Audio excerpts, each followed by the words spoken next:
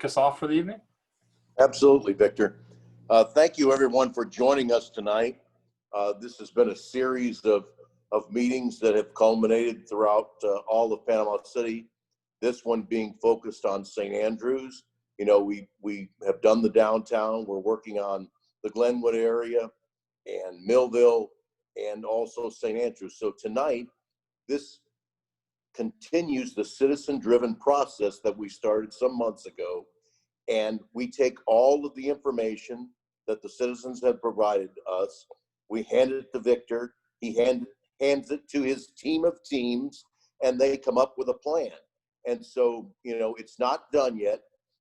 It is something that is in process. This is not a final decision that has been that you will see tonight. We are still driving that process, and we hope that if you have friends or relatives that live in St. Andrews that haven't been part of this process, this is going to be live streamed.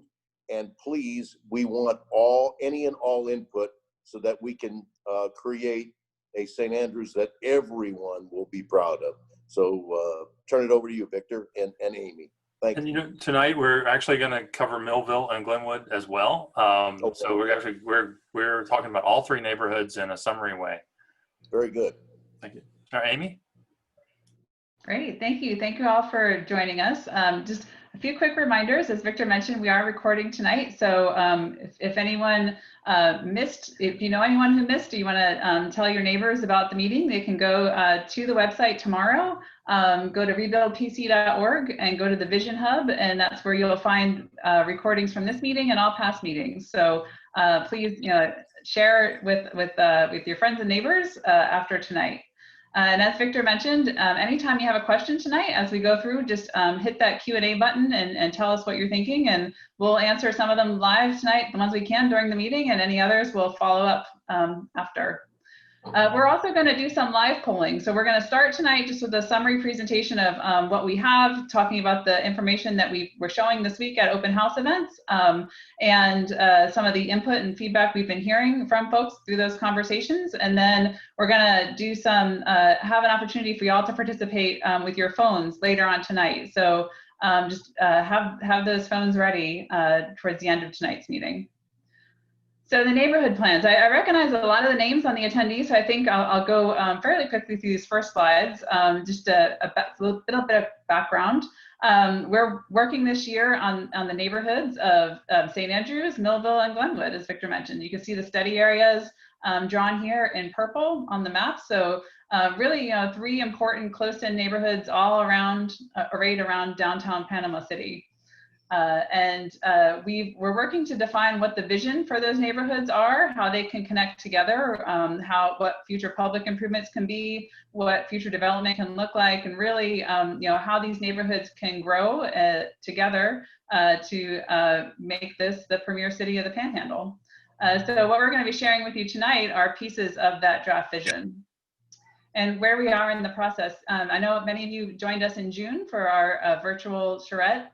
And since then, we've been conducting surveys and doing a lot of drawings, looking at the ideas in detail and drawing them out. And we got to a point where we wanted to pin those all up on the wall, have an open house, and gather your comments and feedback on that, see what's on the right track. Then from all the information from this week of meetings, we're going to be working towards having a draft of the plan in late September. So you'll see that come out for review. The goal is to gather comments then over the next few weeks after that, and work towards having a updated final version in November. Just as a reminder for folks who didn't join us in June, we started out having we call it virtual input sessions. So we had one night for each neighborhood. We all got together over Zoom and we broke into small groups and around base maps and brainstormed, what is important to you? What do you want to see in the future of your neighborhoods? And from that, we identified key corridors, key streets for improvements, public spaces, areas for waterfront access, areas for new mixed use. And you can see, if you're curious to get into more detail of the June events, you can go on our website. We have a summary document now that details more of all the feedback that we heard that week. And then through July, we conducted some surveys, and thank you all to those who participated. I think we had around 90 responses to our online survey, as well as we had paper surveys around the neighborhoods that we collected and have been reading through all the input. Just to give you a snapshot of some of the things we've been hearing, we had images in those surveys, and we asked folks to rank them on a scale of 1 to 5, with 1 meaning needs work and 5 meaning is on target. And you can see these examples are some of the June sketches that we had for the Glenwood area. We got a lot of 4s and 5s, but they've been very informative. We also asked folks what they liked and what they didn't like about these images, and we've been combing through all those responses. Thank you all for those who took time to fill that out. That was been very helpful for us. We do find it interesting just to look back at these snapshots and kind of get a sense on which ideas are on the right track. And again, these are were the June ideas for Millville and St. Andrews. So so again, we got lots of great feedback through those surveys. So this week we've been holding open house events, and so thanks to all who were able to come. We had events that were both in person over at City Hall in room 10, as well as online. So each day we had a couple of sessions of open hours that folks could drop in and talk with us. We had lots of great one-on-one conversations. I think we had, over the 3 days, we had about 80 people come through the in-person events, and over 40 people drop in to the virtual open house. So it's been, it was a great way for us to be able to talk with y'all and learn what you're thinking, and again, preview some of the drawings that we're gonna show tonight. So these exhibits, if you missed the open house, they are still all up on the website. You can go to this web link, envisionpc.org/open house, and you can click through all of the boards that you see that were at City Hall. They're all in PDF form. You can click through them and get up to speed on what everyone saw. So what we've been doing, we took all those ideas from June, and we've been zooming in on the map and illustrating opportunities for public improvements and private sector improvements. And you know, really each of these letters on these exhibits is a different idea that folks brought to us. And now we're, looking at, where in the neighborhood these ideas can be. And so really, if you haven't had time yet, would love for y'all to, take some time to go through these drafts and let us know what you think of the ideas. But, it's each of the neighborhoods we've been, taking time street by street to go through and draw up the ideas. Victor? I think it'd be a good idea to take just a minute here and before we start looking at the details of all the different neighborhood visions, and just talk about why we're doing this right now. The truth is that any town at all, small or large, is really the result of a great ongoing public and private partnership. The public, the local government, your DOT, the state, all of the county, all the different agencies, but most importantly, the local government, the city, is the public part of that. And they are responsible for streets and parks and public programs, shared infrastructure. The private part of that is the private development investments made one lot or parcel at a time by the people who own the property. So they nail some boards together or put one brick on top of another and build a building, add value to that property. They make a new place for somebody to live or run their business. That's the private part of that equation.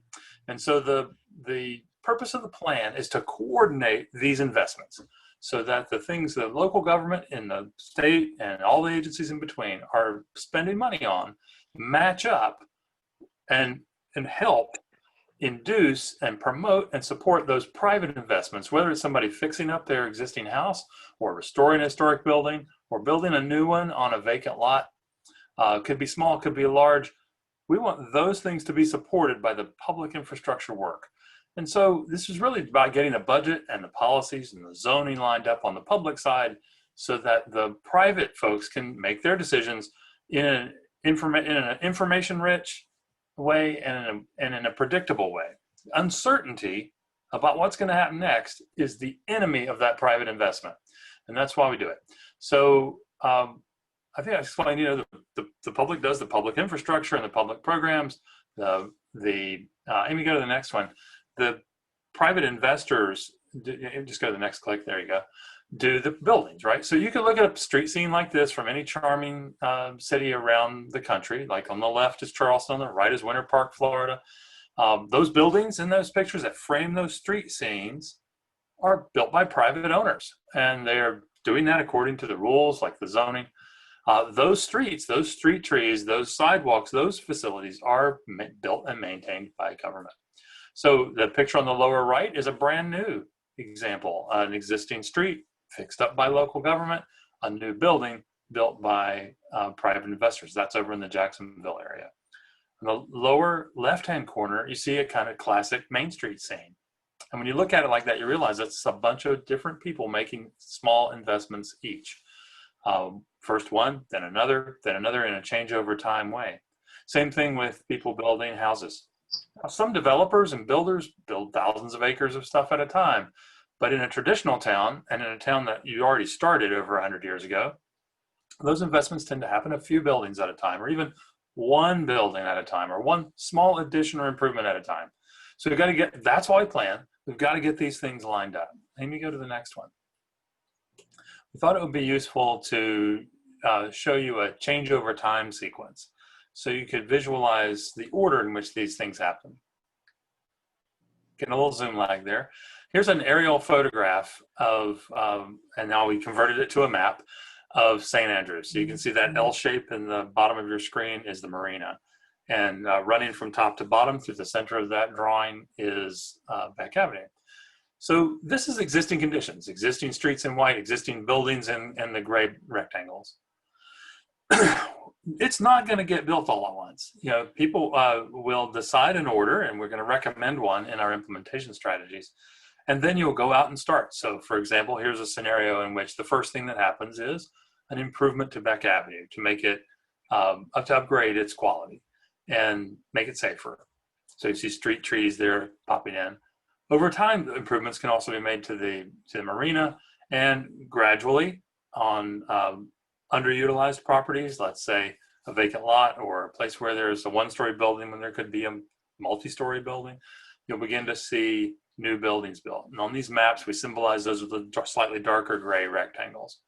And that can go along for quite a while. In a place like St. Andrews, one small improvement, public and private, at a time.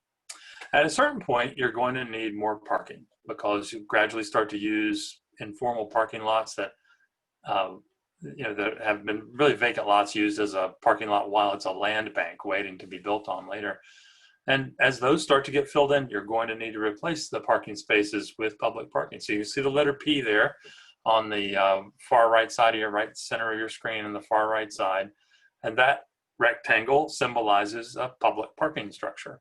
A really good one, which Amy will describe in some detail with another drawing a little bit later on. So over time, more streets get improved. Bayview can get improved. 11th will be updated. The failing pipes, like the water and sewer infrastructure, or the places where you're having cave-ins, like happened on Harrison Avenue today, those repairs getting made at the same time. So you're basically fixing the infrastructure, you're getting your house in order, and setting the stage for private investments at the pace of the market. So when people ask us, how fast will all this happen? The answer really is, we can make it go a little faster if we have public funds available to do things that induce private investment, like upgrading streets. And you are in a very interesting position right now, because hundreds of millions of dollars between Triumph and BP oil spill money and Hurricane Michael recovery money, and just the new spotlight of attention that's being focused on Bay County, hundreds of millions of dollars will come to your region to be spent. And if we have a plan, we can show them exactly how we want them to spend it. Now, these maps we call the illustrative plans, because they're kind of like a bulletin board, like a big cork board on your wall that you're putting things on with a thumbtack because you don't want to forget about them. And you want to see how they work out with all the other things you're taking note of. And so zoom out on this one, Amy, to the next slide. We've been building these illustrative plans, these big bulletin boards of many ideas for each of the three areas. So here's one for portions of St. Andrews. And now we're going to show you these maps in more detail. And we're going to show you the comparable ones for Glenwood and Millville.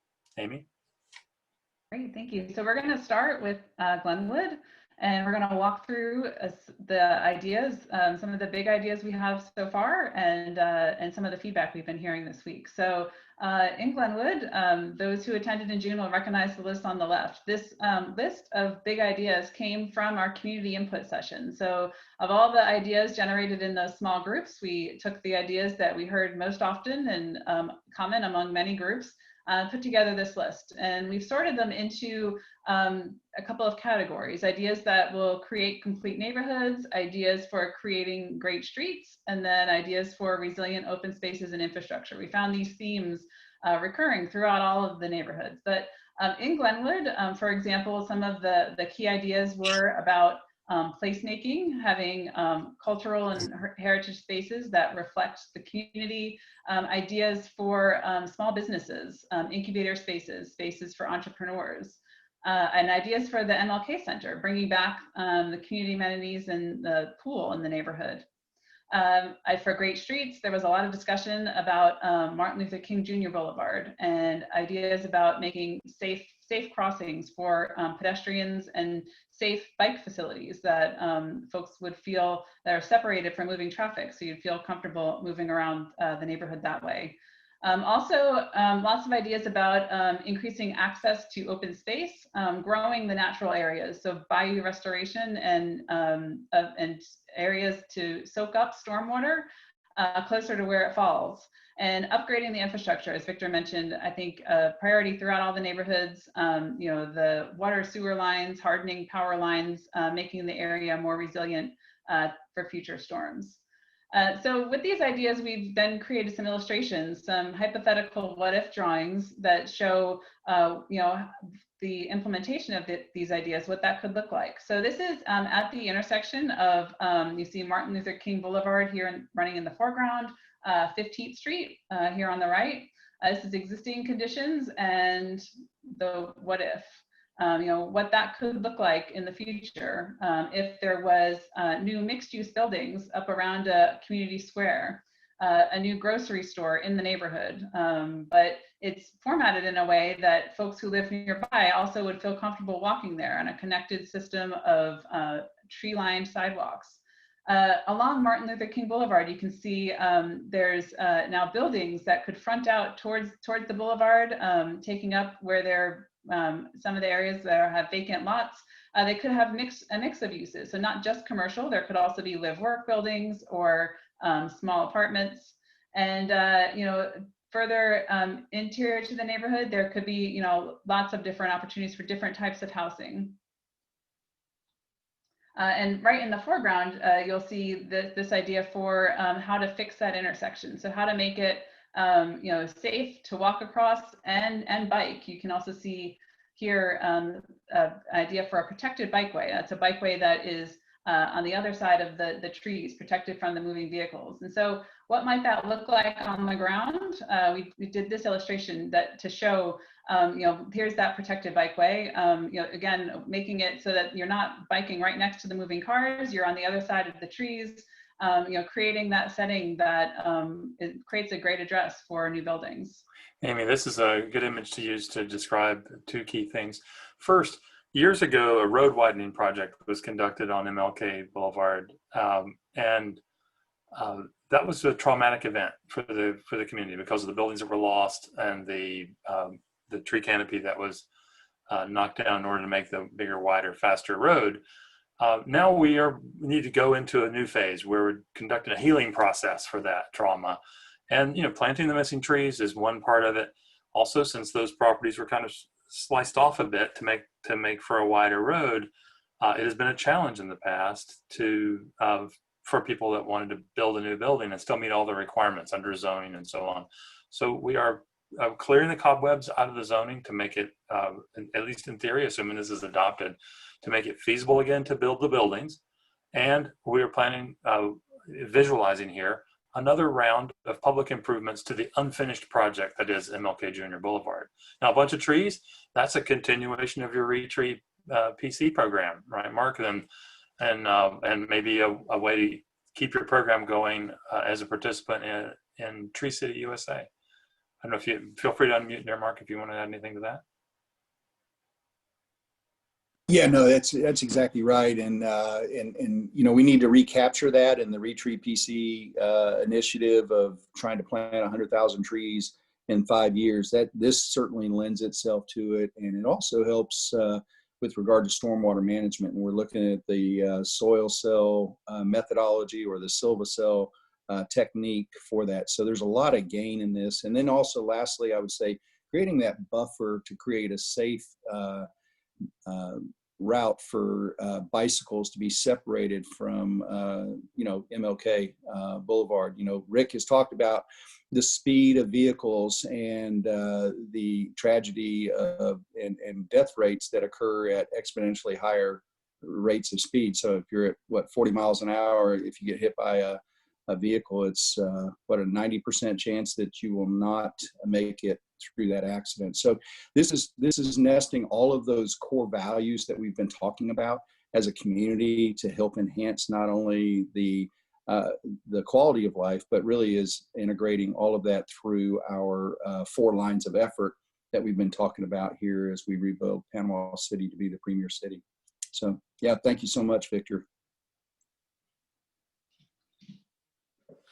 Thank you.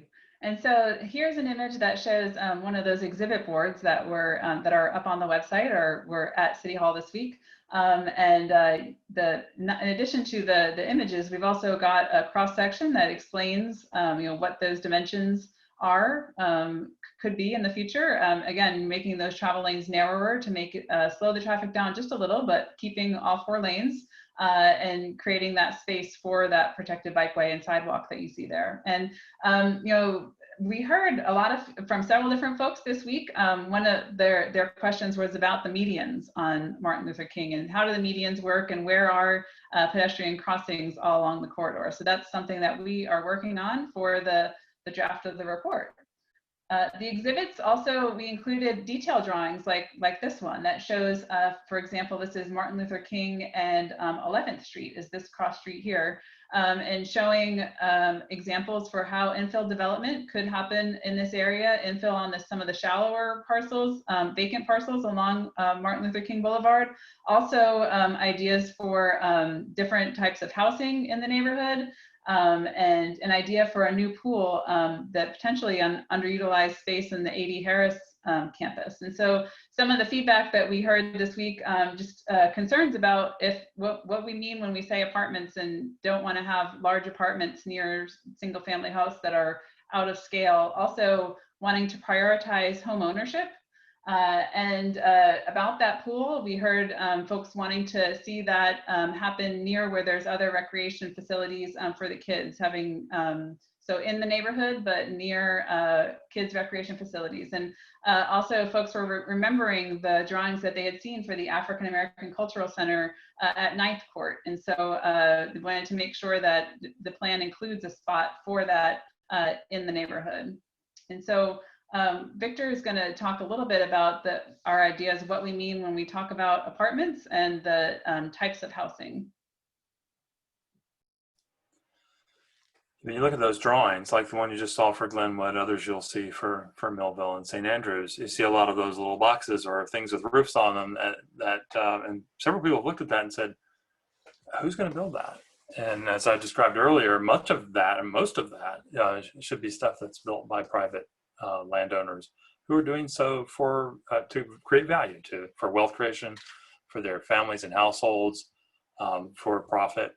And so we want to leverage that natural tendency and way of building cities so that it's beneficial to them and also beneficial to the community. So that's why we're drawing it.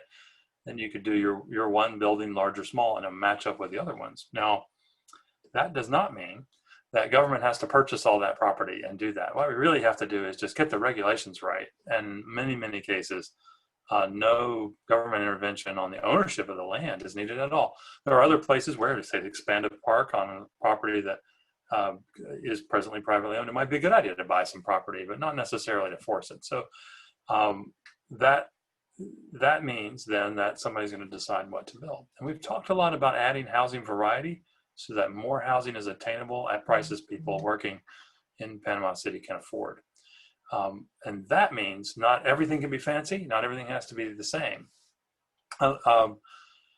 This image, which is just a classic American small town neighborhood, is a good one to use as an example of what we mean by that variety.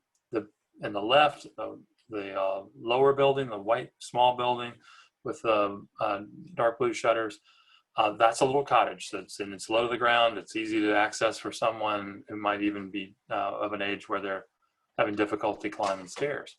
In the middle of the picture, with the peaked roof and the nice porch on the front, is a pretty standard family house. A nice one, beautiful proportions, but nothing particularly elaborate about it. It has a rectangular foundation and a pitched roof. On the right side of the picture, you can just see in the brown colors a glimpse of a much more elaborate and fancy house. You know, stone walls at the base and a more elaborate architecture, and is larger and more expensive. So right there on that block and right next to each other are 3 different prices and sizes for different kinds of households, older or younger, to own or rent at different prices. That's a normal way to build American towns, and we've kind of forgotten about it in much of Florida suburban sprawl, where a developer will build 300 or 3,000 identical houses next to each other, and if the hurricane blows down the street signs, you have to remember how many houses down yours was in order to make sure you're going in the right one after a storm. So we need to bring that variety back into these traditional neighborhoods like Glenwood, Millville, and St. Andrews, where it's always been part of the mix. Amy, go to the next one. Just as an illustration of what we mean by that, there's a term of art popular in planning circles. Your friends in architecture, city planning, and urban design will talk about this important book called Missing Middle Housing, written by a friend of ours named Dan Perolick. And he coined that term to describe how some of that variety is done. And if you kind of look at this drawing on the top, it explains what he means. In recent years in the United States, since the Second World War, we've gotten pretty good at building single-family houses on large lots detached from one another. And in certain places where the land is valuable or the view is great, we've gotten pretty good at building mid-rise and high-rise condominiums and apartments or big apartment complexes where a lot of units are produced at once. But in the meantime, we've kind of gotten out of the habit of building all the other kinds of housing that naturally go in between. Things like a duplex, or a building with 3 units in it, or a courtyard apartment building, or row houses, or a bungalow court, or even live-work units that allow for the combination of your home office, say, at an expanded basis, and your home with 1 rent or 1 mortgage. So that's, in a nutshell, what we're describing when we talk about missing middle. And it's not that hard to get missing middle housing to start growing in again in a community. And right now, where you are in the history of Panama City, this is a crucial time to get more of it. The big idea is it lowers the cost of the unit because it lowers the per unit land cost. If you can get a couple houses to fit where only 1 would have, and yet the neighborhood feels more charming and more complete, and there are more neighbors to support local commerce or join your congregations, then the neighborhood wins. So being a little more complete by allowing things to be closer together is part of what missing middle does. And then the drawing on the bottom of that picture, you can see how once you get that idea, you realize there are a lot of places, not very big ones, where a little bit of that can be done in and among the other things that already exist on what were previously vacant or abandoned lots. Next.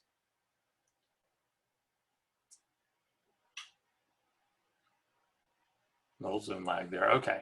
So I'm just going to show you a few examples of what that can look like.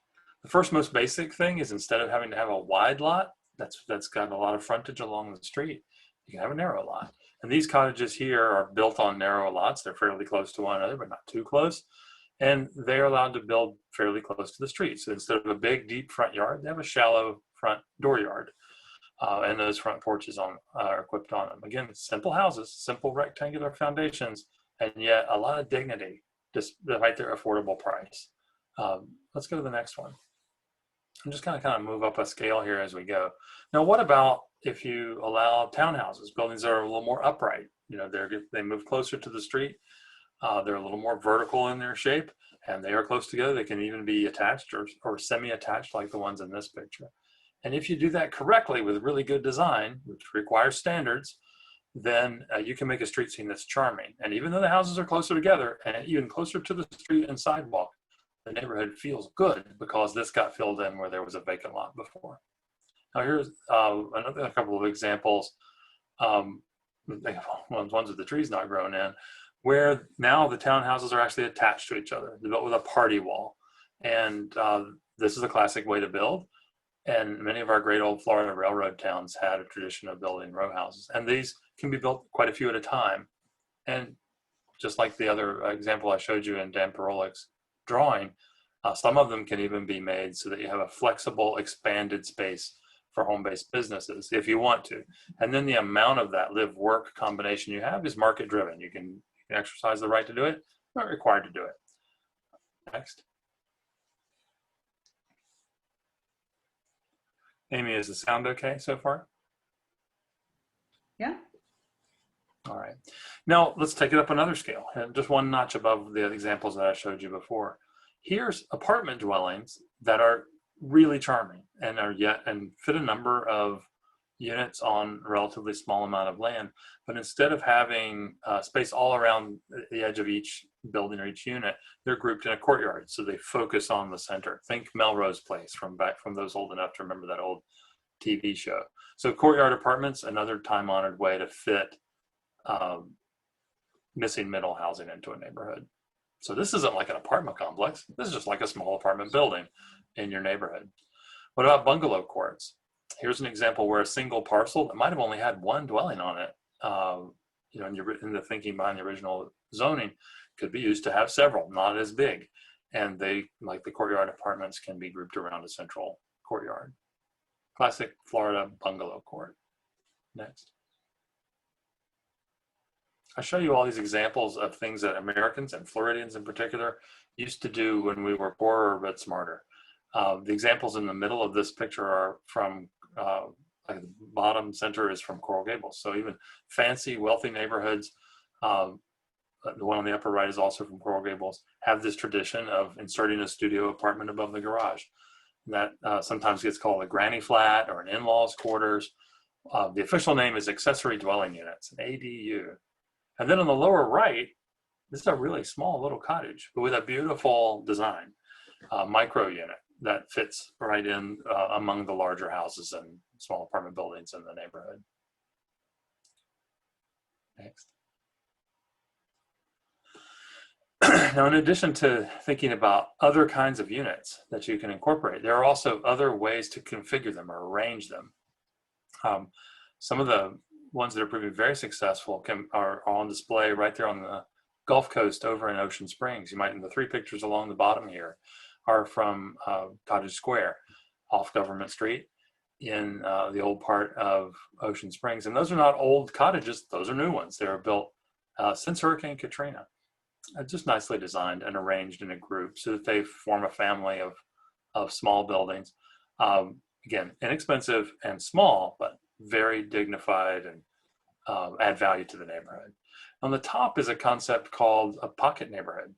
And in a pocket neighborhood, you basically can build individual cottages or houses or combination of those plus apartments and group them around a central space that's shared. So instead of everybody having their own big yard, you can have one that's held in common.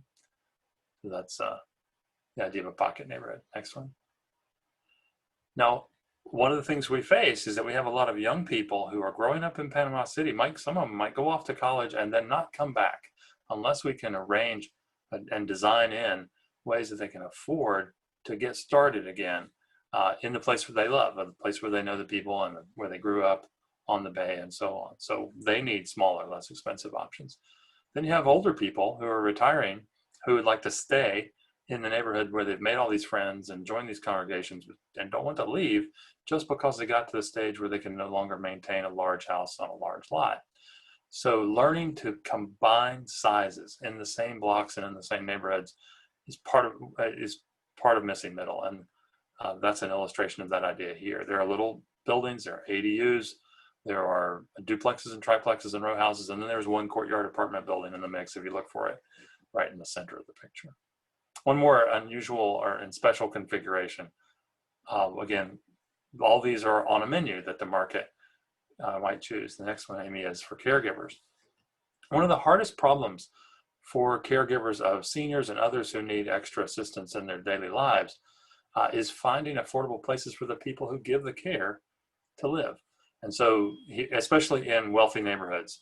Now, over time, land along Watson Bayou and in the beautiful and in proximity to the beautiful St. Andrews Bay is inevitably going to get more expensive. And you're going to have more and more older people who need something like assisted living. So as they start to move into buildings like the one in the center of this picture, it would be a good idea for the companies that are supporting them and hosting them there to also include on their lots some housing for those who are giving the care, and maybe even some dwellings for people who are still living independently and don't need all the assistance yet, but will eventually. That allows the healthcare provider or the residential support to offer housing to someone who otherwise might be condemned to driving from a really long way away in the future. So learning to put housing for caregivers where the care is being given will allow those providers to recruit and retain the best talent in nursing and other skilled areas. So if you liked what you saw in those pictures and a missing middle idea sounded logical to you, the question then becomes, why is there so little of this, or why isn't this happening now? And why do I think we could change it in Panama City and do more of it? Well, at the top of this list is people just aren't used to it. You know, the builders and developers, their bankers, their architects may or may not have worked on these. And so they need to be introduced to it. That's one of the things we can do here with the planning process like this.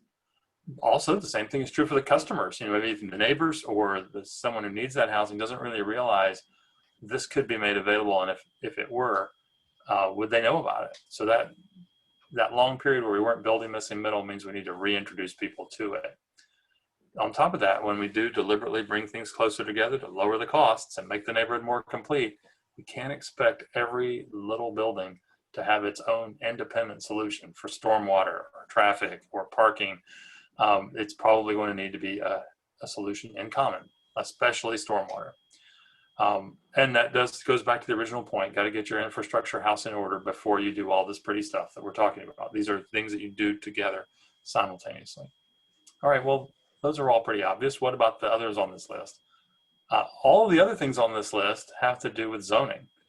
And there's good news and bad news here. The bad news is that somebody who just buys a small parcel and wants to implement missing middle is not going to be able to persuade everybody and run a campaign to go get it rezoned and fix all the problems that are in the rule book, including high parking requirements or deep setbacks that are applicable, especially on your corners, where currently a lot of corner sites are undevelopable because of that rule in your zoning in Panama City, or even just the prohibition. If you want to build some missing middle on what used to be a commercial property, you'll get told, no, that's zoned for commercial, and you're not allowed to put housing there, and other things that make it too daunting. So the good news on this list, all that zoning stuff, well, those didn't come from the Almighty on high. They weren't handed down like the stone tablets.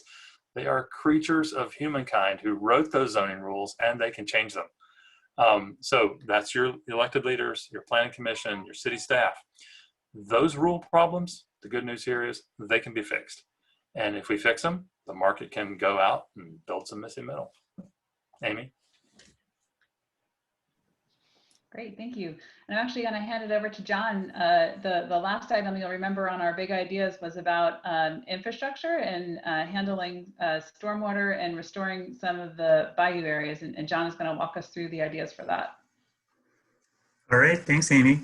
So we did a resilient infrastructure map. We're calling that a green-blue framework plan for each of the 3 neighborhoods.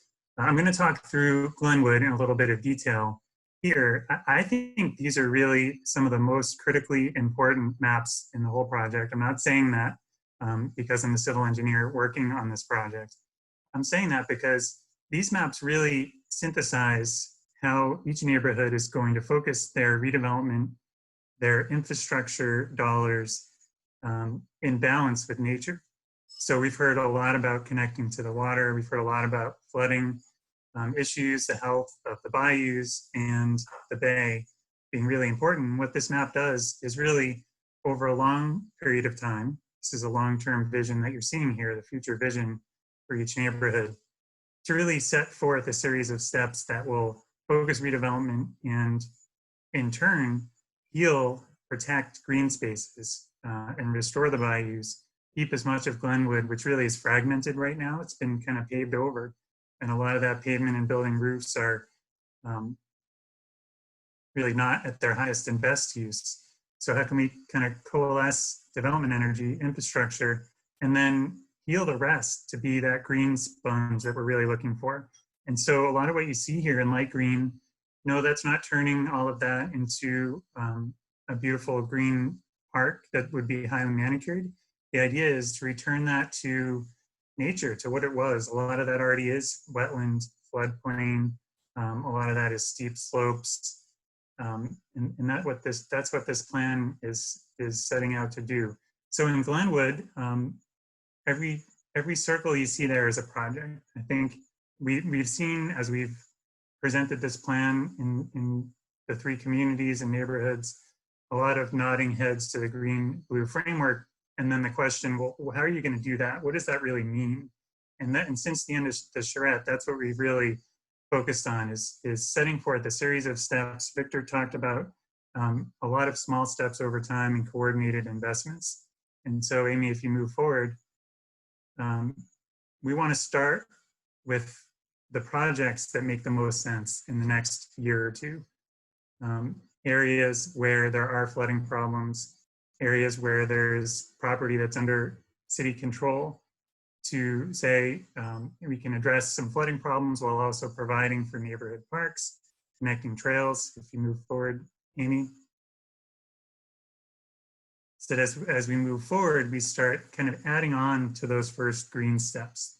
The first couple of steps we've identified are at Watson Bayou, at 6th Street, and I'll show that in a minute, near the location of the existing DPW yard, as well as Henry Davis Park. We can start adding on to those green steps over the years.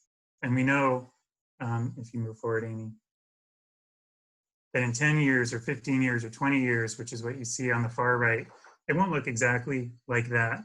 But we need to start with the future vision in order to understand what the first steps are in that direction. And that's what we've been working on. We want to identify those first infrastructure projects. We're looking here at bayou restoration between 6th and 9th Street. And the map that you see in the top left, the area outlined in purple, when it rains, runoff from that whole section of Glenwood finds its way to 6th Street at Watson Bayou. Right now, that's kind of hidden at rear property lines in culverts that are challenged when it rains, and that's where a lot of the flooding problems are seen. So we're identifying solutions that we can create wetlands, low maintenance green systems that can also provide for trails and boardwalks and help reinforce redevelopment. And so as we've talked about these concepts with property owners and residents, we've heard a lot of really great feedback that, you know, this is going to add value to my property if you do it nearby, and we'd like to work with that because it's gonna help us. And over time, a lot of these small steps will add up to a lot. Great, thank you. So now we're going to walk through the other neighborhoods onto Millville. And similarly, as we saw in Glenwood, the big ideas generated from the community. In Millville, lots of ideas about opening up to the waterfront park that the city already owns, where you see the letter A on the map here. Starting there and potentially expanding that into an even larger park. Establishing gateways at key intersections like Sherman Avenue and Highway 98. There's a lot of discussion about what is compatible infill and maintaining the integrity of the historic neighborhood, but also incentivizing affordable and diverse housing in the area. Ideas for great streets, 3rd Street, as well as East Avenue and the Business 98 corridor. How can these be improved for safety and pedestrians, crossings, and improve the overall aesthetic of the area? And as John was just talking, infrastructure, again, similar theme with wanting to have a resilient system to manage stormwater and improve water quality in the bayou.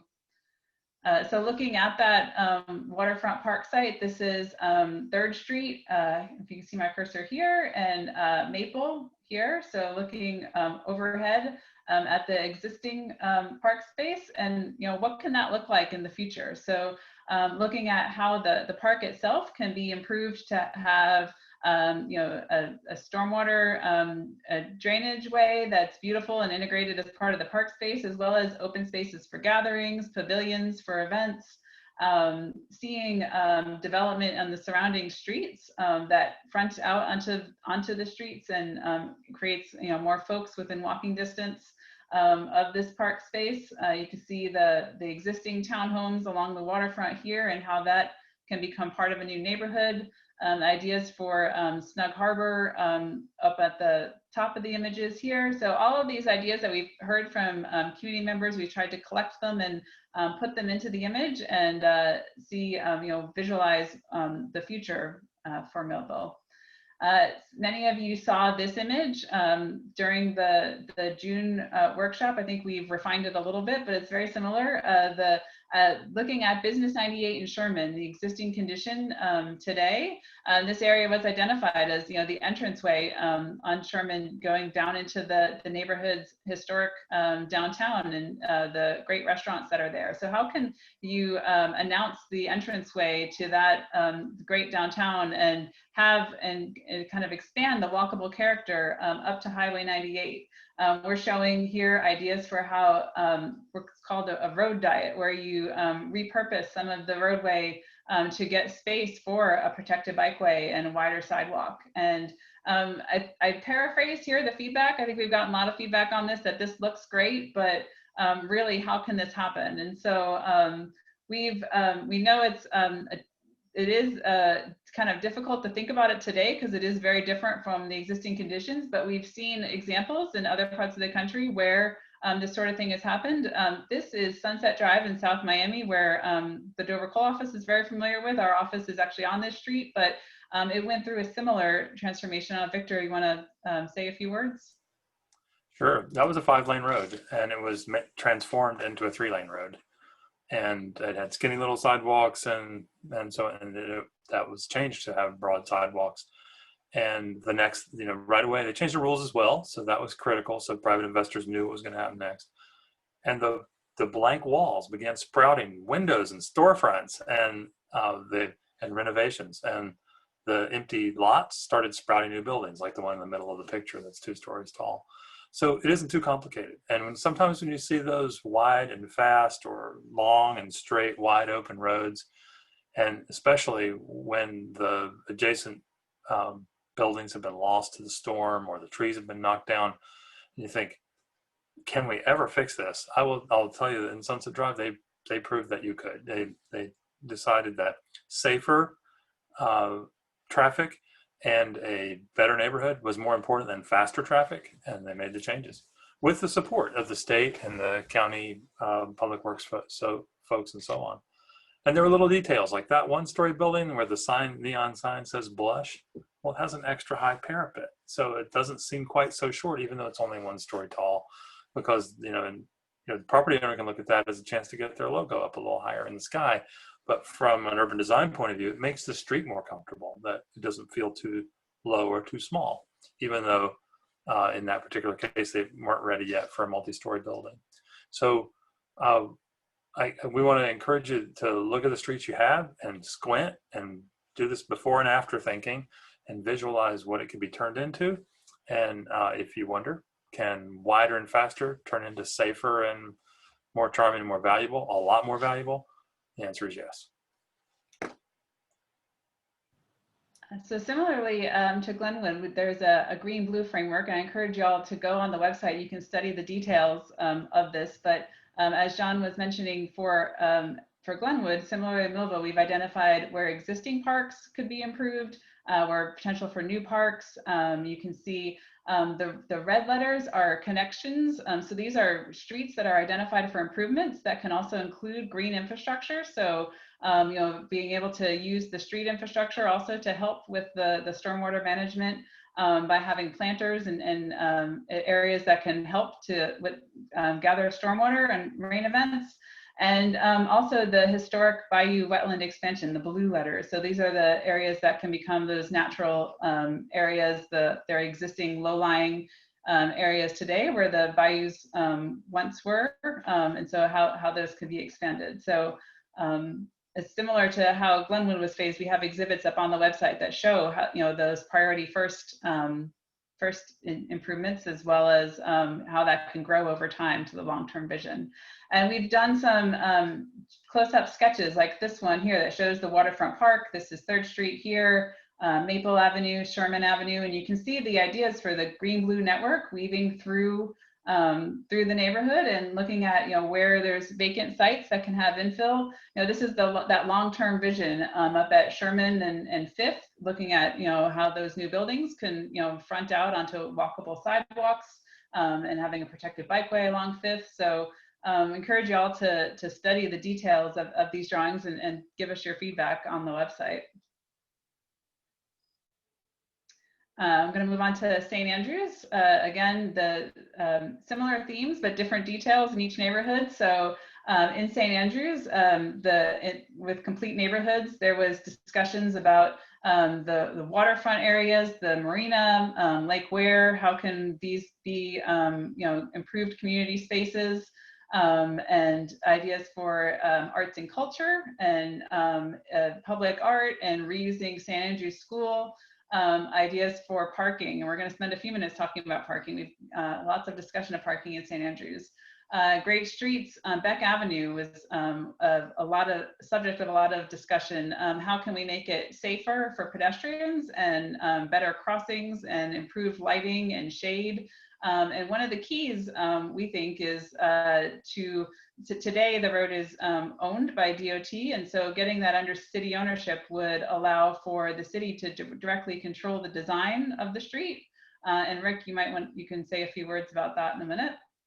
But then we also looked at connected pedestrian and bike networks. So how we can make improvements on some of the streets to have some protected bikeways and make it easier to move through the neighborhood. And then under infrastructure, similarly to the other neighborhoods, looking at ways to improve water quality and upgrades to the existing utilities and pipes and undergrounding power, as well as existing and new open spaces and how we can improve them. So here's the aerial image from overhead, and that image looking at how future development could be here. This is Beck Avenue. Running through here, we're looking out over Bayview, and looking at the before and after, the differences that you see changing there. Looking at some strategic infill on vacant lots, making the downtown. We call it the downtown. We're not sure if that's right or if it's the historic core. We're trying to find the right word, but how we can make that area more complete, filling in the vacant lots. One of the keys we understand is parking, and so looking at, for example, strategies for how to utilize some of your existing parking a little better, and Rick's going to talk through that, as well as you can see in this image. In the future, when the time comes, you could build. There's been discussion of building a parking garage on the city-owned lot. We think one of the important keys is, as you see here, that on the public street sides, having habitable space, so that the experience of a pedestrian on the street, you actually feels like just another building, but the parking is actually tucked behind that, and having that resource there. Out on the waterfront side, on this vacant parcel, we're showing how that could be developed in the future. One of the keys is elevating the buildings. This area is in the floodplain, so we're actually, if you look closely, you can see some stairs. So it's elevated over top of parking. So if you're wondering where the parking is, it's under those buildings on the first level, and on top of that is development. And then we're also showing an idea for a waterfront park where that could collect stormwater during storm events, so it could be depressed a little, but then also create during sunny days a great spot for waterfront views for the community. So we've been studying Beck in detail, and Rick, I don't know if you want to say a few words about the design for Beck.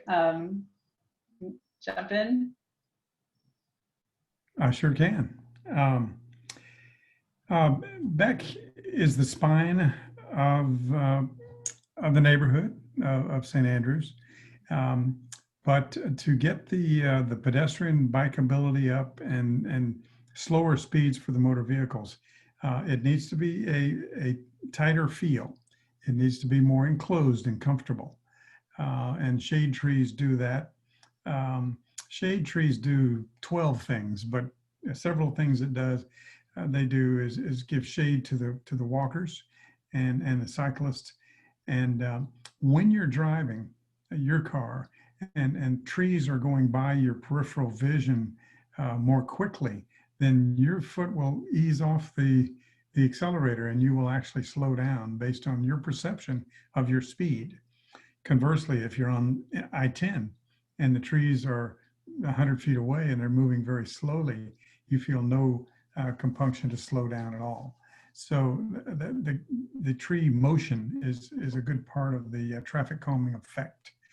And we're trying to get what we call complete streets, where all uses are comfortable going mainly across at the intersections.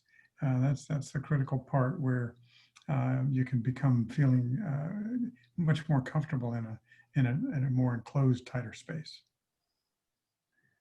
So you can see on this exhibit here from the open houses, we had also identified some of those key streets that the community members identified for protected bikeways, and looking at how we can make a network of both pedestrian streets that are improved for pedestrians as well as bikes. And one of the questions we got was, well, how does that fit on 11th Street and Beach Drive? Also, we're asked, what about all the rest of the streets that don't have sidewalks? And so we're certainly looking at that. We haven't mapped that yet, but certainly that is part of the vision. And just to answer the question about how does that all fit, so we've been studying with the cross-section width and drawing some hypotheses of how that can look. And here's an example of that on 11th Street. So we're going to be including these as part of the draft plan. And I think one of the questions here on 11th Street is the utility poles. And so working with the utility poles on the street constrains what you're able to do in the location of that protected bikeway. If there's opportunities for undergrounding those, I think that that would open up new opportunities for the street design as well. So Rick, I don't know if there's anything else you want to mention about that. Yeah, the thing that's hard to visualize is this plan takes those two lanes, which are 12 foot wide each now. Between the double yellow line and the white line on the edge is 12 feet. That's the same lane width you have on I-10. The interstate highway has 12-foot wide lanes. You don't need the 12-foot lanes here because the speeds would remain too high. And so we're going to get a foot away from each of those two lanes, and then we're going to take the existing striped bike lanes, which are 6 feet wide, then 2 feet in the gutter, and we're going to elevate that, and so your bicycle would be separated. Hold on, Rick. I want to make sure that everybody understands where we are on the process here. You are describing a hypothetical situation in which, if the city commission decides to approve what you're describing, then this is how it will be implemented, right? When you say we are going to elevate or we are going to repurpose the asphalt, you mean if they decide to do that, right? Just like any of the bayou restoration, just like any of the new commercial Exactly. buildings. All right. So thanks for being a good sport and let me interrupt you. But really the whole point of this is we're describing hypotheticals under the assumption that some of them, and most of them maybe, will get embraced by your decision makers and your elected leaders. But this is all draft work prior to them taking any action like that. All right, Rick. Now, there you go. It's a draft, but should it be adopted, the cyclists will be elevated above the automobiles by that 6-inch height where the curb comes up. And then you'll have plenty of room to keep the 5-foot sidewalks. And the utilities are an issue that the refined design will have to figure out how to deal with. And that's true of most of the street renovations throughout the entire plan, really. But mainly it's getting those, we'd like to do 10-foot lanes, but this is a major street. So we figured we would leave them at 11 and then raise the bicycle pathways 6 inches above the road surface. Yeah. So Hey, Rick, it this is will Mark. it'll all fit. Hey, Rick.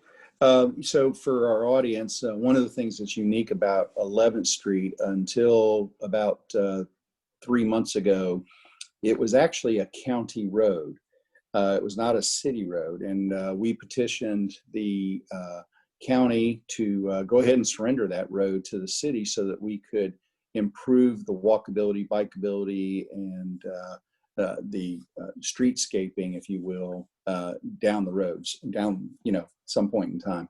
But the first step was to gain control of it. And we were very grateful to the Bay County Board of County Commissioners and their support for the city to transfer the road over to the city of Panama City. So the entire 11th Street now, which was once a county road, is now a city road. That's important, Mr. McQueen, because it is a crucial connection between St. Andrews and downtown Panama City. I mean, it's just a logical straight shot. So it needs to be managed in speed and managed in encouraging multiple modes of travel: walking, bicycling, driving. I'd like to speak, Amy, to the beach drive, if that's okay. Sure.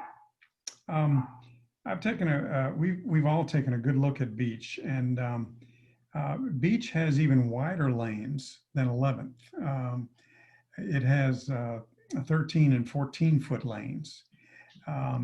And so we've got a little bit of lane reduction that can happen there to, again, manage speed. The posted speed on Beach is 35. That's way too fast. It should be at the most 30, and in some places maybe 25. So the speed management there can be changed a bit once some of the characteristics are changed. But there's really plenty of room to add a separate bicycle path on the south side of Beach. And it's Beach Drive. That name is not just kind of picked out of the hat. In the 30s, in the heyday of quality urban design, every street was named for its function. And drive is most often given to a street that has nature on one side. And Beach Drive certainly has that. And there are also a number of pull-off parking spaces, 25 feet deep, where people are able to pull off and stop and get a breath of fresh air and see the bay. And that's a good thing. So there really is plenty of room between downtown and Frankfurt to add a single separated bike path on the south side of the road. Great. So we're gonna move ahead to, again, similarly to the other neighborhoods, here you can see the green-blue framework in St. Andrews, and just to reflect a lot of the feedback that we've heard this past week. Folks have been emphasizing the need to have a plan to handle stormwater. It's really very critical in St. Andrews. Folks are concerned about the quality of the bay, and so they want to make sure that this was included as part of the plan. Zooming in, similarly to the other neighborhoods, a detailed look at some of the ideas we've been discussing, and you can see on the right here, discussing how new buildings can address the fact that this historic area, part of it is within the floodplain, and how future buildings can respond to that by being elevated, raising the finished floor. Perhaps existing buildings can be adapted to have dry floodproofing or other measures to be more resilient. Again, just really thinking about how the existing buildings and future buildings can be more resilient. And I think overwhelmingly, a lot of the conversation in St. Andrews always came back to parking. Parking about boat trailers, parking about folks who are going out on charter boats and where they park, parking for the businesses, what happens when businesses are reused for other uses and their parking demands change. And so with all of that, Rick is separately taking on a parking study specifically for St. Andrews And so he's gonna just take just a couple minutes to talk about the 5 ideas that are part of that study. Occasionally, I may ask you to flip back to the map that was on prior to this to make a point, maybe. These are the 5 big ideas that are certainly in draft form right now. Capital DRAFT. But there is a regulation that lets you pay for, put a deposit down in lieu of building a parking space on your site. And that's an excellent concept. It's already in your regulations. We're going to discuss with some staff how often that's used, but we don't think it's used very often yet. That needs to be made more usable, more transparent, and promoted more. The off-street parking ratios have been a big source of debate, and let me cover all 5 of these and then get into a little more detail in a minute. Marina parking. You've got to decide what the new marina plan is going to be in conjunction with the parking needs. It's kind of a chicken and egg thing, but you need to work it together with the new marina plan. There are 13 street properties up to the north that can really be built into a very good public parking lot up there. And then we're going to explore the benefits of a fair system of paid parking. Next slide. Okay, so we need transparency with the in lieu parking, make it more affordable. The parking ratios, the existing one that's built into the code is a kind of taken from a suburban document. It says you do 1 parking space for every 75 square feet that you have, and 1 parking space, half a parking space for every seat in the restaurant. Gosh, if you were doing about 1,000 square foot restaurant, you would need about 13 or 14 parking spaces. And that's completely out of scale. What the city has been doing is applying a lower rate that's normally done for commercial properties of 3 spaces per 1,000 square feet. So there's a lot of room for modifying those parking ratios, but it should be done in conjunction with the in lieu of parking regulation and the building of the lots in other places. Next. The marina. Gosh, that's the plum of the salty St. Andrews. You know, it's something everybody has visions of what it's going to be, and it can be worth a lot of value, a lot of entertainment for people. Dolphin cruises, sunset cruises, fishing can go in and out of there. You also have to pay attention to the people who are leasing spaces in there. You can't park 3 blocks away and put your toolbox in a cart or your paint that you're going to paint the bottom of your boat. You have to be able to do some parking for the boat slip renters very close to the boats. So there's a lot of demand for parking, and it really will be a give and take and a satisfying kind of design to get the parking set up for the marina. It's not advisable to use it just for a big city parking lot because it's paved concrete out there already. So it's going to be a mix. And then the 13th Street lots that I mentioned, that's a wonderful, wise, early purchase of that land up there by the city. And it will be time very soon, I think, to get some funds together to pave that in a logical way. And then that can be the place where valet parking is done, or a neighborhood circulator like a jeepney can go circulate in the salty district, we're calling it, and take people back to their cars in that 13th Street lot. So And then finally, paid parking. Very controversial, but there are places that have successfully done this as a major investment in how to manage the operation and the commercial success of the district.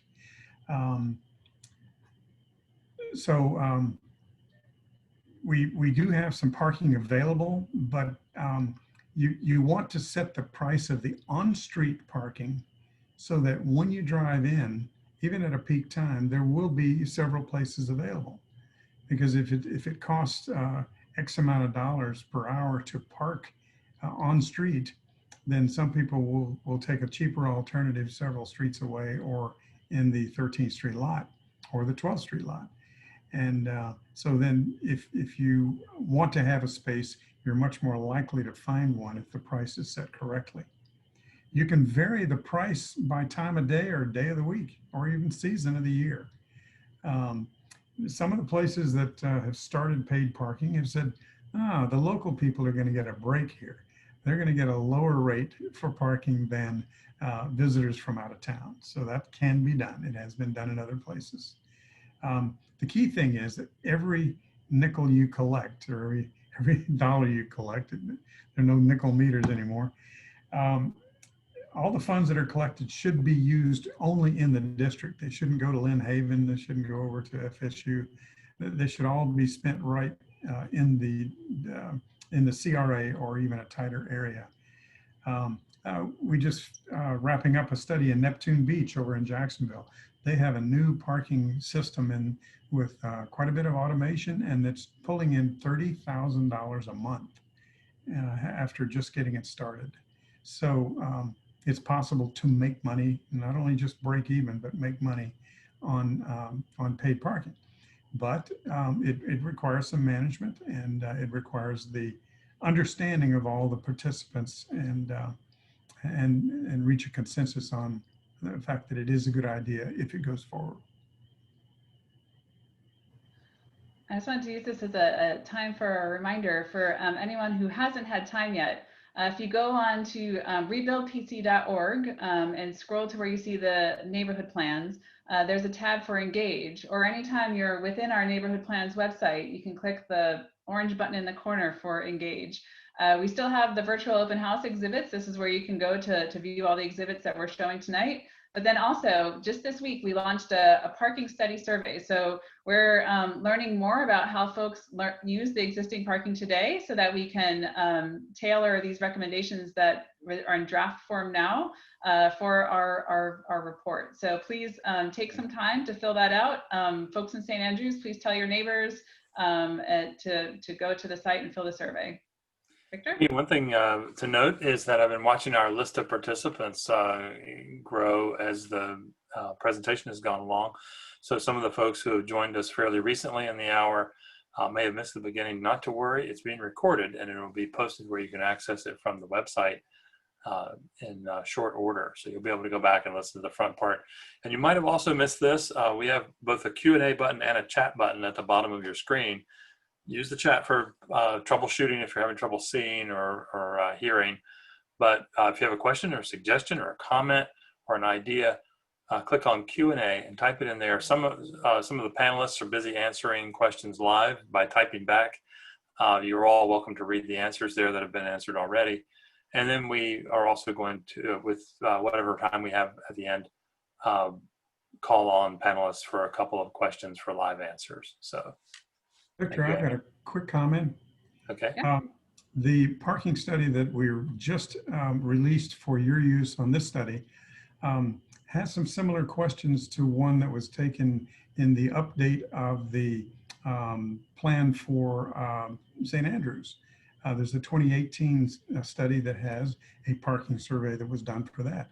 So this is not repetitive because they had a pre-COVID set of answers they gave. And it'll be interesting to contrast some of the differences in that survey for parking and this survey for parking.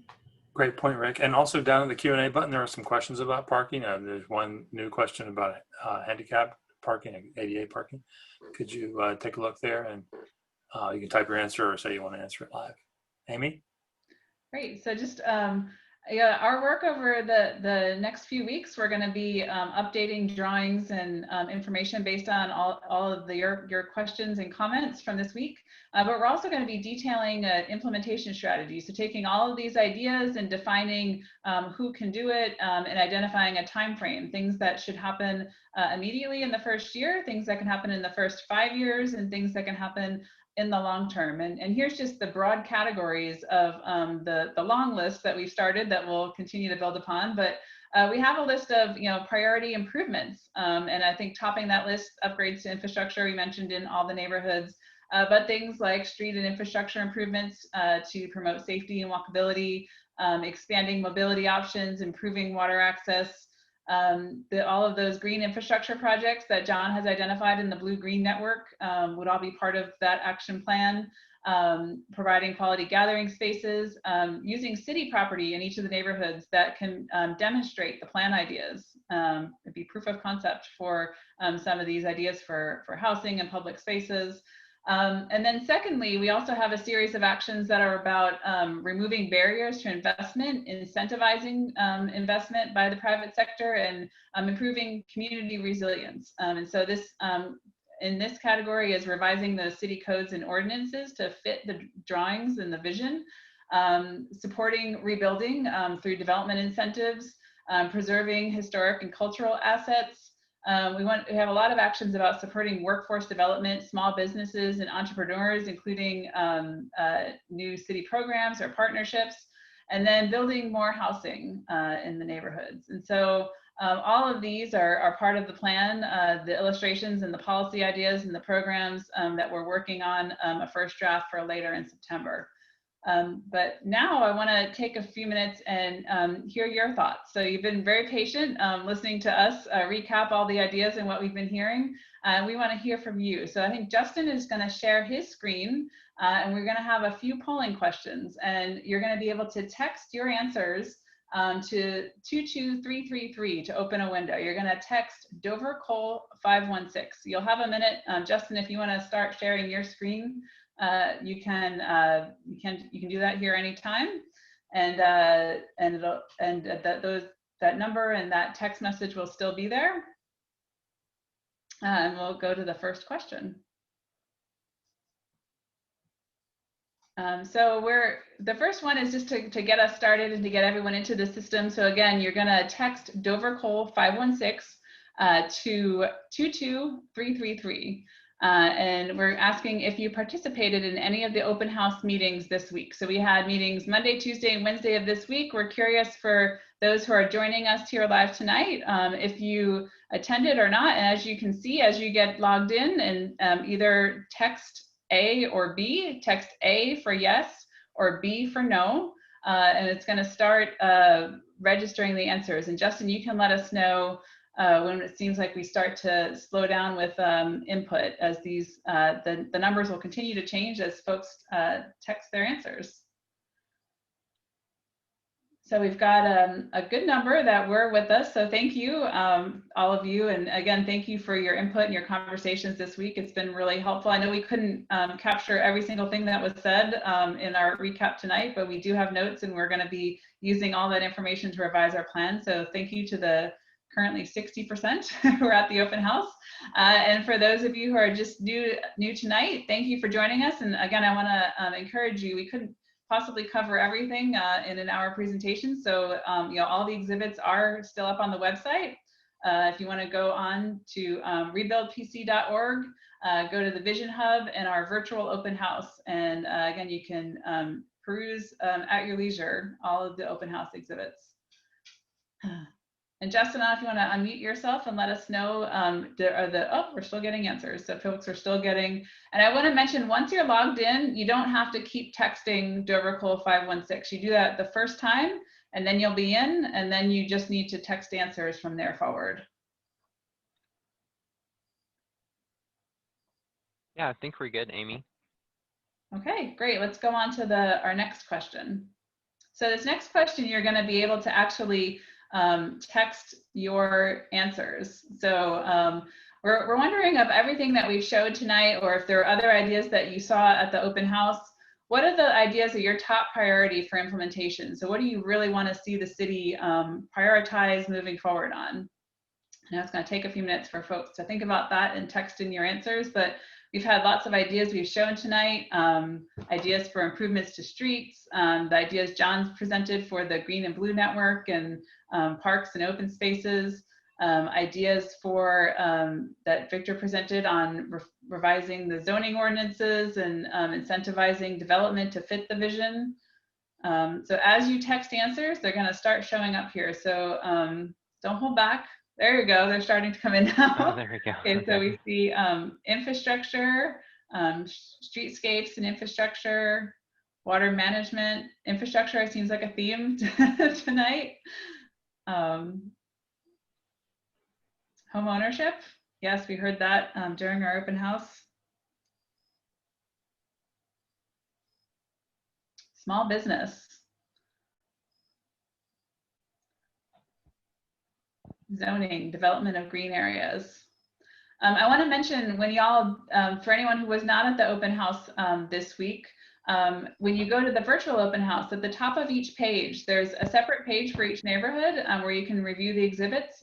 At the top of each page, there's a button that says, tell us your feedback. And we also have a spot there that if you missed seeing us in person this week, you can go to that button and type in, once you have a chance to review everything in more detail, you can tell us additional thoughts. And I thank you so much for doing it. It's, again, super helpful for us to hear these thoughts. So again, you can see streets, parks, access to water, incentivized businesses, streamlining permitting, code enforcement, parking, development of green areas, vegetation, I see.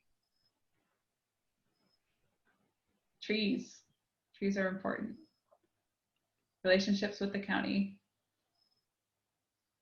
Residential. Not just any residential, downtown residential. Downtown residential, yes. Yeah. Building code. Building codes. Got it.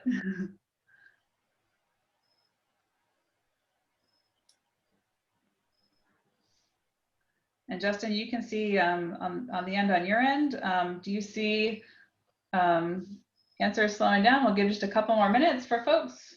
Complete streets. A few more coming in, but semi-permanent uses process.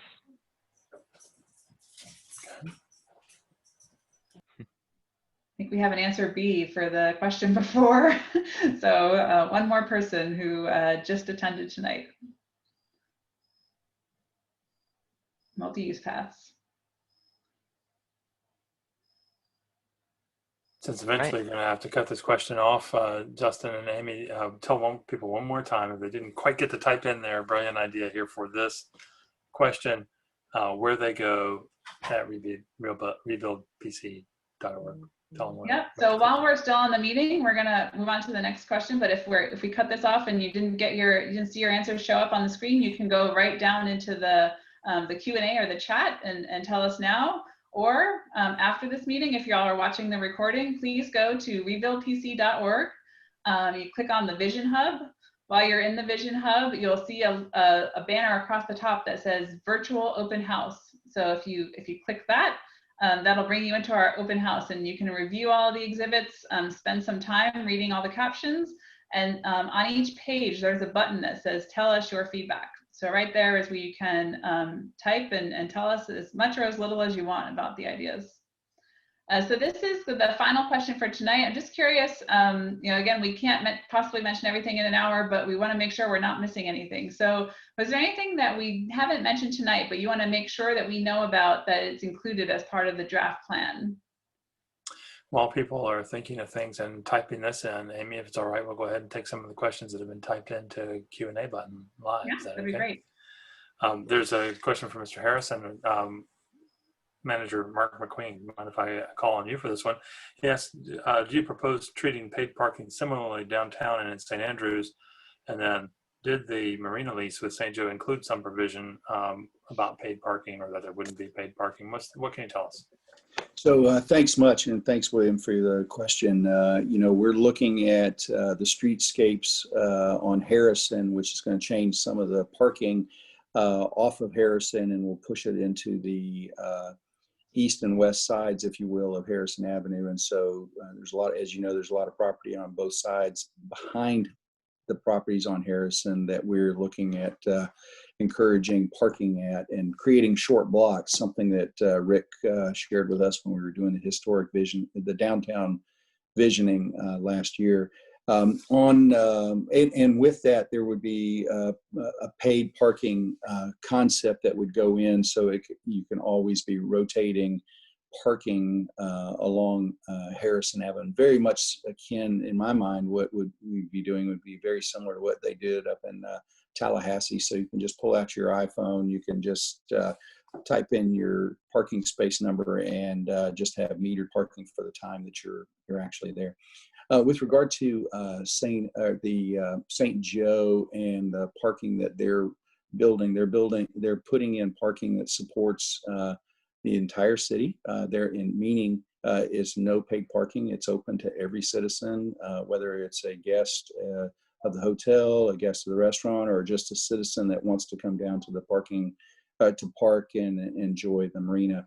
If that becomes a process or too tight with citizens using parking and they can't get their guests into the hotel or the restaurant, then the city has agreed that we would move forward on adding additional parking on the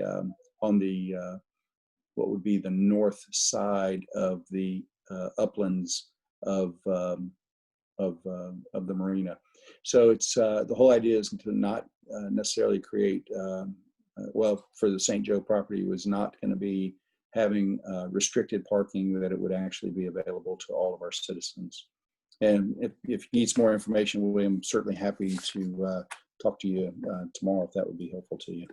Thanks. Thank you, Mark. Elisa Hinkle has been a busy typist tonight, has typed in a number of questions and suggestions. But one of them really caught my eye. All of them are interesting, and I thought I might call on the city's senior planner, Eric Pate, for this one. She made the comment that inappropriate zoning can positively or negatively affect property values.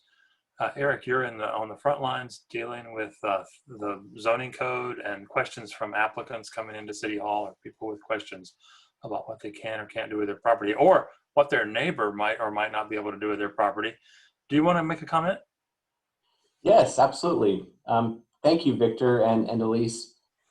So the conversation surrounding zoning is obviously very important, especially as we as a city are rebuilding after Hurricane Michael. Pre-Michael, things might not have risen to as much attention as things are getting now. But we're having lots of development order applications coming in, and so we're constantly reviewing everything against our current zoning code. And we're quickly finding that the zoning districts that we've had for so long and across much of the older parts of the city, kind of incongruent with what was there in the past and how people have been the development patterns in those neighborhoods. So we're looking at ways to kind of update that, to find ways to allow those neighborhoods to kind of build out the way that they were intended to. An example of that from the most recent planning effort here with the downtown area, the downtown code updates. We're making progress on that. We're bringing that to the October 12th planning board meeting. So that's working its way through, and hopefully soon we'll be able to update the downtown code language based on these planning efforts. We hope to do a similar effort for our neighborhood areas as part of this planning effort to update some of that code language. So you're right. I mean, we're looking at ways to update our code language to be able to allow for these neighborhoods to be the best they can be. A lot of the questions we got tonight, Amy, have to do with infrastructure. And John, I'm going to turn to you with this one because it has to do with the green-blue infrastructure. Kim was wondering, could you say that the publicly owned waterfronts and edges are really our best low-cost infrastructure upgrades? You think of, when we say infrastructure upgrades, people think, well, prevent flooding or improve the quality of the water or protect the bay, the health of the bay. Want to talk about that, John? Yeah, it's a great question, and I do think that they provide incredible value for waterfront infrastructure upgrades. And when you say best, you could evaluate value in different ways. You know, a civil engineer may say the best solution solves flooding problems, but I think we, along the waterfront, whether it's providing a trail network or connected boardwalk or something like that, that may also harden the coastline against storms and get trees back where they used to be to hold the coastline and provide more resiliency that way, while also providing public access, can provide different value kind of with one project.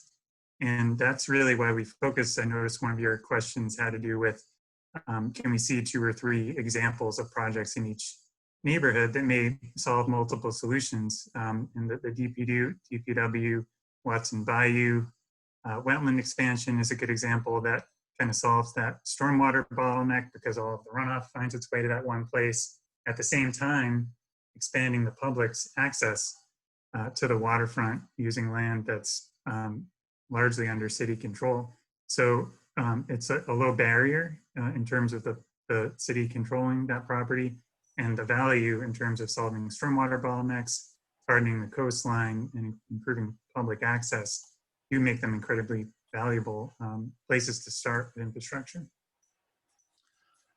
Thank you, John. Continuing on this infrastructure theme for a second, Kim made a comment that I want to just read. It says, I hope the city and county can build off the success of this exchange, the transfer of 11th Street, and continue to appreciate and explore the different roles they play, city and county, in investment planning, collaboration, and so forth. This will help bring in more dollars to the whole place. And she says, thank you, Mark, for the comment you made about 11th Street. There are a couple of questions, Rick, for you that are about the details of streets. A comment was that ADA accessibility, that is compliance with the Americans with Disabilities Act, to provide accessible paths for people, for example, in wheelchairs or those who are sight impaired or have other disabilities. She says this is a problem all over Panama City, and then follows that with a question: why are there so many city streets without sidewalks? And since you mentioned separated bikeways, protected bike paths, why are those so helpful? You know, are they essential? So sidewalks and bike paths. You want to comment on those? Yeah. The streets that have bicycle lanes adjacent to the moving traffic, that was the first generation of getting bicycles a place to be. And that was the first try. And that got a certain number of people riding. But if you consider a scale of 1 to 12 of skill levels for cyclists, with 12 being the spandex and the helmets and the rear view mirrors on the side of the glasses, you know, the real serious riders. They prefer to be either in the road with the traffic or on a bike lane on the side.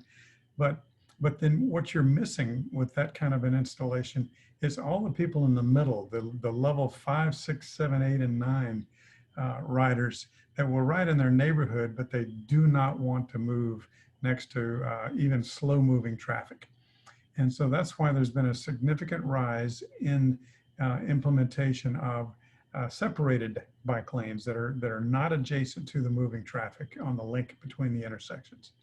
And so that's bringing people out that were unwilling to cycle for longer trips.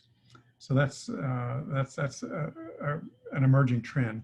Now, with regard to disabilities, engineers like myself and like John, if we go into a city and start working on a project, that project, as it sits untouched, is grandfathered in with old design regulations.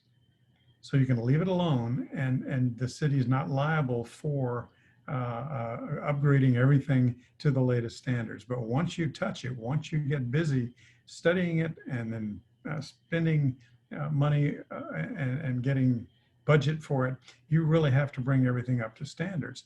And the ADA standards, the Americans with Disabilities Act, national standards, are very clear about how often you have to offer handicap spaces and the grade and the resting area and another grade for wheelchair access.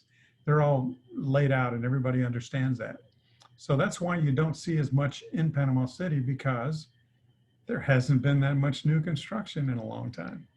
So it's all the old facilities that are grandfathered in for ADA that are soon to be taken care of as they're improved.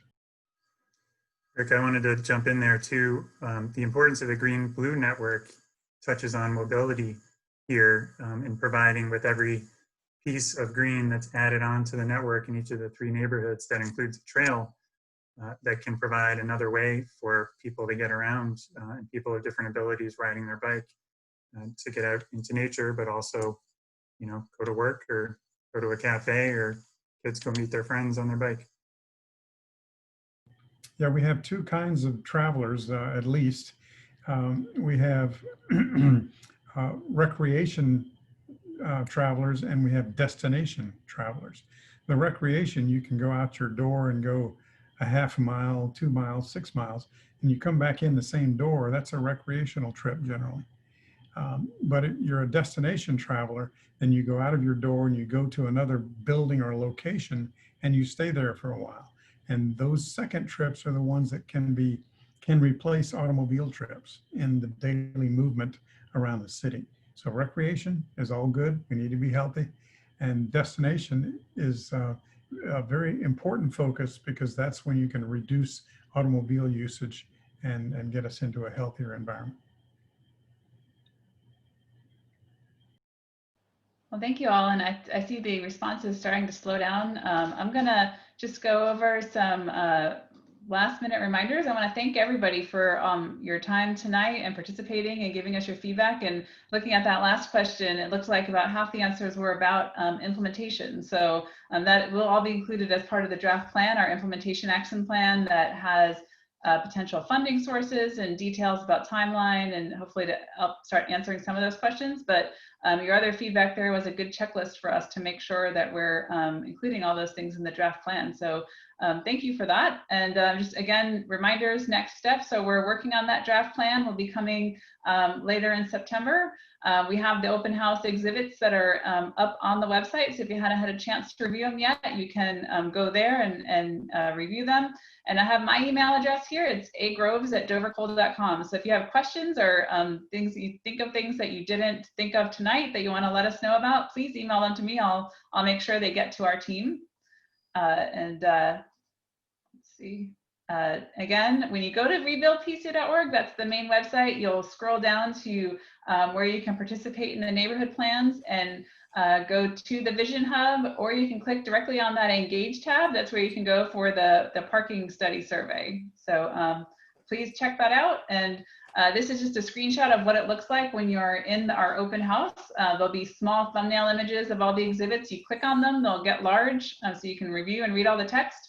And then I'm pointing here to where you can tell us your feedback. We have just a couple multiple choice questions and then a blank spot that you can just type and tell us whatever you think. So please take a few minutes, tell your friends and neighbors. We want to hear from everyone what you think of the ideas. Tell us if they're on the right track, and what you want us to know about as we're working on the draft plan. Amy, I'll just end on my end by saying we had a vigorous typewritten conversation going on in the chat and in the Q&A while the out loud one was going on. We had reminders about a lot of things that have been noted here: basketball courts and recreational fields, Drummond Park football, football field that was displaced for soccer. We are aware of that issue. Question about locations for performing arts and senior center. All those comments that we didn't get to come back to the map and point to have been noted here. We're taking all that into account. We're going to record all of it.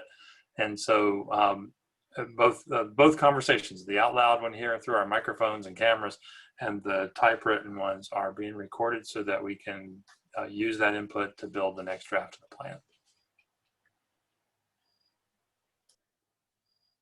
Thank you. And any final words from city manager or the mayor? You want to close us out? Well, I think before the mayor jumps on, I just want to tell everybody thank you, Victor and Amy and the whole team at Dover Coal Partners for helping us. And more than that, although I appreciate your expertise, I really appreciate our citizens and their commitment to wanting to rebuild our city. We have a golden opportunity. As tragic as the hurricane was, we now have access to resources that we never had before. And clearly, we've been planning efforts before that have been done historically over time in the city, but they were never tied to resources. And that's really part of the job that I have, which is trying to connect resources to these visions that we have so that we can really affect a positive outcome for the city of Panama City. So I really appreciate everybody's participation, your comments, your suggestions, and encourage people to continue to do so. And continue to encourage your friends also to participate in the census, because some of the funding that we received is based on the population count for the city of Panama City, and we've got till the 30th of September to get that done. Other than that, thank you all very much, and I'll turn it over to the mayor for the final comment.